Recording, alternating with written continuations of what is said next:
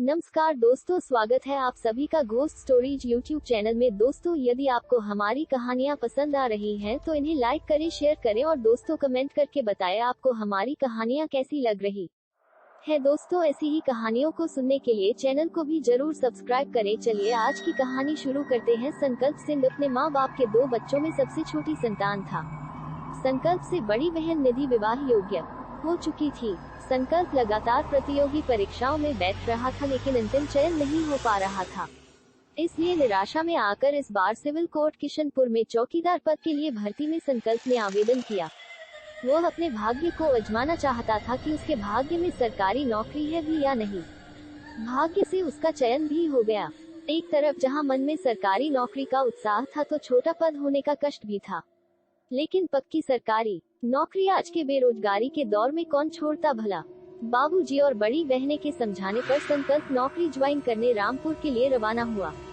रास्ते में हजारों सपने उसकी आंखों के सामने घूमने रहे थे। बाबूजी के लिए खादी का कुर्ता और माँ के लिए सिल्क की साड़ी और बहन के लिए उसका मनपसंद सूट दिलाना था, जो महंगा वाला था, जिसको उसने पिछले रक्षाबंधन पर बाजार में पसंद किया था। लेकिन पैसे की कमी के चलते मन मसोस के रह गई थी। संकल्प की नौकरी से घर परिवार में सभी बहुत खुश थे, और होते भी क्यों न गांव के कुछ ही लड़के थे जो सरकारी नौकरी पाए थे। संकल्प सिंह किशनपुर पहुंचकर सिविल कोर्ट कैंप में पहुंचकर आंग्ल भाषा कार्यालय प्रशासनिक कार्यालय में अपनी ज्वाइनिंग ली। संकल्प को मुख्य न्यायाधीश महोदय की समझ प्रस्तुत किया गया। उसके बाद संकल्प को नजारत कार्यालय में नाजीब के पास भेजा गया। संकल्प को अभी नजारत कार्यालय में ही रखा गया। उससे उसके पद का कार्य अभी नहीं लिया जा रहा था। कार्यालय के विभिन्न कार्य जो कि नित्य प्रति आते थे वही लिए जाते थे। कारण यह भी था कि बड़े बाबू चाहते थे कि अपने पद पर कार्य करने से पहले संकल्प सिंह कचहरी के तौर तरीके सीख जाए। धीरे धीरे संकल्प को कचहरी में ज्वाइन किए हुए 3 महीने बीत गए थे। संकल्प वहां रहते हुए सभी कार्यालयों, अधिकारियों एवं कर्मचारियों से जान पहचान बना चुका था। अब वो समय आ चुका जब संकल्प को अपने पद के लिए पोस्ट किया जाना था। उसके पास दिन की शिफ्ट और रात की शिफ्ट 2 विकल्प दिए गए। अपनी आगे की प्रतियोगी परीक्षाओं की तैयारी के मद्देनजर संकल्प ने रात की शिफ्ट का चयन किया, किंतु अभी संकल्प नव युवक था। सरकारी भवन में रात की चौकीदारी देने के पक्ष में बड़े बाबू चाहते नहीं थे। बड़े बाबू के कहने पर पहले सीखने के लिए 15 दिन के लिए दिन की चौकीदारी दी गई। पुनः 15 दिन बाद संकल्प ने बड़े बाबू से निवेदन किया, तो बड़े बाबू ने न चाहते हुए भी रात के चौकीदार के साथ कुछ दिन के लिए अरेंजमेंट कर दिया।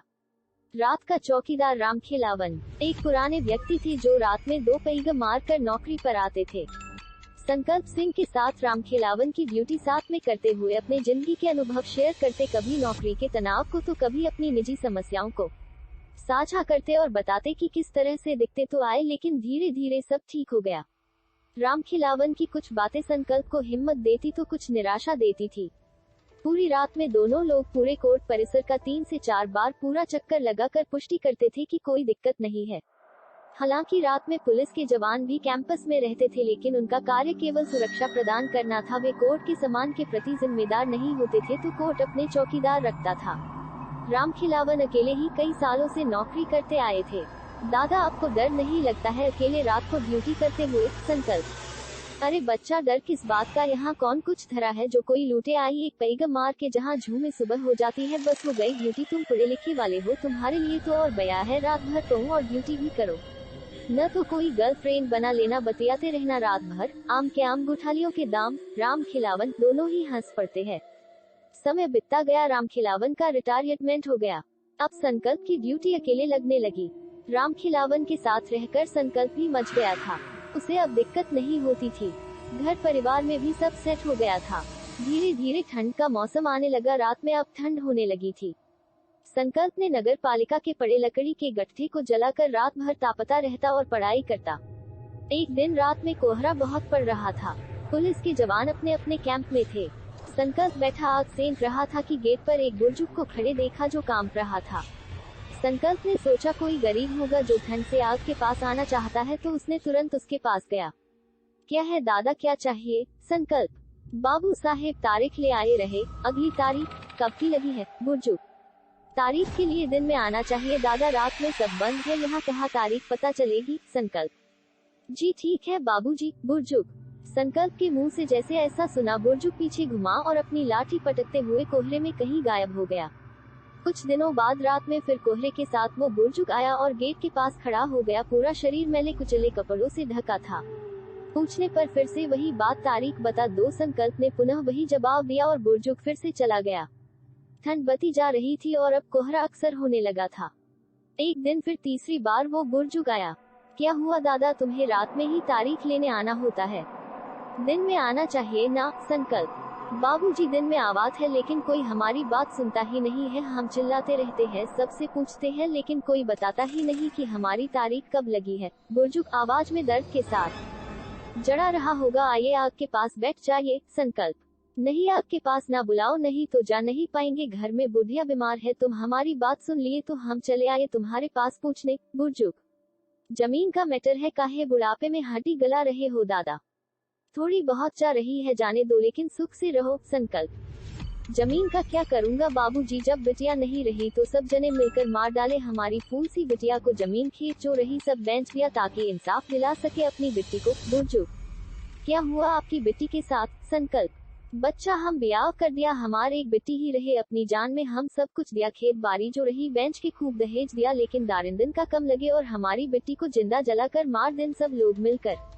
लेकिन हम भी बचा कुछ, खेत बाड़ी बेंच के सब पर मुकदमा कर दिया, अपना सब बेंच देव लेकिन इंसाफ दिला के रहा अपनी बेटी को। बुर्जुग की बात सुनकर संकल्प को अब बुर्जुग से हमदर्दी हो गई थी।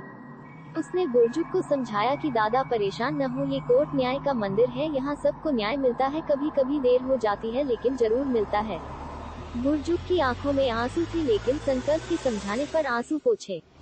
दादा ऐसा करो, अपनी कोर्ट और मुकदमा नंबर बता दो, हम कल आपको बता देंगे अगली तारीख और कब आपका मुकदमा फाइनल होगा। संकल्प: बुर्जुग ने मुकदमे से संबंधित सभी चीजें संकल्प को नोट करा दी। अगले दिन संकल्प देर तक रुका और संबंधित कोर्ट में जाकर वहां के पेशकार से मिला और अगली डेट पूछी। कौन पूछ रहा है इस केस की डेट? पेशकार: वही दादा पूछ रहे हैं जिनकी बेटी है, कल रात में आए थे। संकल्प: थोड़ी चावे लगे हो तुम भी क्या? पेशकार: क्यों बाबूजी, क्या हुआ? संकल्प: अरे यार, मारा हुआ आदमी तुमसे डेट पूछने आ रहा है, अजीब बात बता रहे हो। पेशकार: अरे क्या बात कर रहे हैं, अभी रात को ही आया था। संकल्प: इस केस के वादी लड़की के माता पिता थे, 12 साल से केस चल रहा था, डेट पर रही थी। बुढ़े ने एड़ी चोटी को जोर लगा दिया, सब बेंच डाला, महंगा से महंगा वकील किया, लेकिन एक दिन बुढ़िया खत्म हो गई और बाद में बूढ़ा भी हार्ट अटैक से मर गया। लेकिन वकील साहब में इंसानियत थी तो केस को आगे बढ़ाते रहे और फैसला करा लिया है, जल्दी ही लड़की के ससुराल वालों को सजा सुना दी जाएगी। पेशकार की बात सुनकर संकल्प को गहरा धक्का लगा। संकल्प वही बेहोश होकर गिर पड़ा। उसे तत्काल अस्पताल ले जाया गया। संकल्प की तबीयत खराब होने से डॉक्टर साहब ने 2 हफ्तों का चिकित्सीय अवकाश दिया और संकल्प अपने घर चला गया। वहां पर कुछ दिनों तक माहौल बदलने से संकल्प ठीक होकर ड्यूटी वापस आ गया। कुछ दिनों तक उसे रात की ड्यूटी नहीं दी गई। इस दौरान उस केस का फैसला भी हो गया। सभी आरोपियों को 7-7 वर्ष की कैद सुनाई गई। फिर कोहरा तो आया लेकिन बुर्जुग इंसाफ की तारीख पूछने नहीं आया। ... अब ये चाहे संकल्प की मां द्वारा पहनाए गए दुआओं के ताबीज का असर था या कुछ और, कभी कोई बता नहीं सका।